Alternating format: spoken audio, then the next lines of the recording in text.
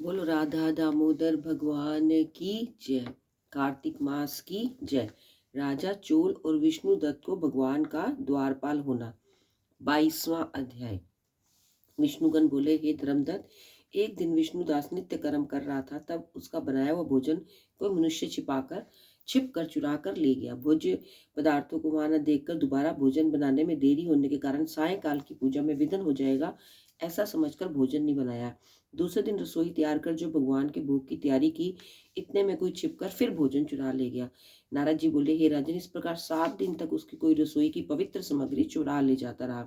वह महान आश्चर्य से युक्त होकर अपने मन में विचार करने लगा कि ये सन्यासी स्थान है, कभी इसका त्याग नहीं करूंगा, और फिर रसोई बनाऊं तो सायंकाल की पूजा कैसे हो।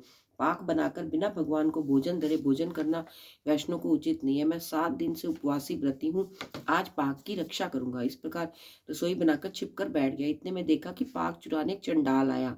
भूख से सताया हुआ दुखी और हाड़ चर्म अवशेष उस चंडाल को देखकर ब्राह्मण दुखी हुआ। उस अन्न को ले जाने वाले चंडाल को देखकर ब्राह्मण बोला, ठहर जा, अरे यह रूखा सूखा भोजन क्यों खाता है, घी भी लेता जा, चुपड़ कर खा लेना। ऐसा कहते ही ब्राह्मण उसके पीछे दौड़ा।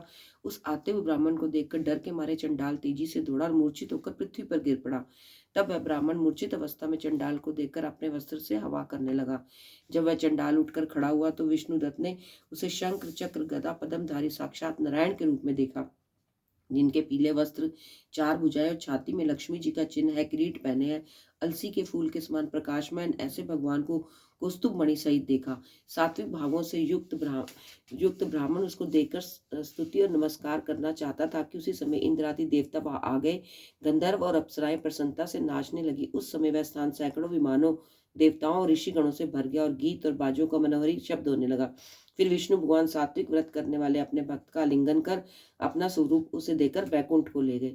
सुंदर विमान में बैठे हुए विष्णु के समीप जाते हुए विष्णुदत्त को यज्ञ में दीक्षा युक्त राजा चोल ने देखा। बैकुंठ लोक को जाते हुए विप्र को देखकर अपने गुरु मुद्गल को बुलाकर राजा चोल बोला, जिसकी स्पर्धा मैंने ये यज्ञ दान आदि किया, वही विष्णु रूप धारण करने वाला ब्राह्मण बैकुंठ को जा रहा है।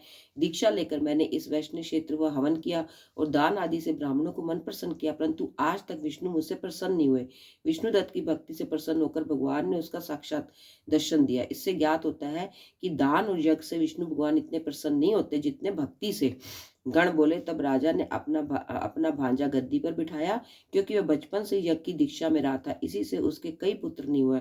इससे अब तक उसके देश में भांजे के राज्य के अधिकारी होते चले आ रहे थे। तत्पश्चात चोल रंगशाला में जाकर अग्नि के आगे खड़े होकर विष्णु भगवान से प्रार्थना करने लगे, हे विष्णु, मुझको मन, वाणी और कर्म से स्थित भक्ति दो। ये कहकर राजा सबके देखते ही देखते अग्नि में कूद पड़ा। तब मुद्गल ने क्रोध में अपनी शिखा उखाड़ कर घेर दी।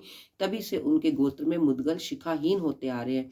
तब भी अग्निकुंड से प्रकट हुए भक्त वत्सल भगवान ने राजा चोल को आलिंगन करके अपने श्रेष्ठ विमान पर चढ़ा लिया और अपना स्वरूप देकर उसको सब देवताओं के समेत बैकुंठ को ले गए। अतः जो विष्णुदास है वह पुण्यशील हुआ और जो चोल राजा है वह सुशील हो गया।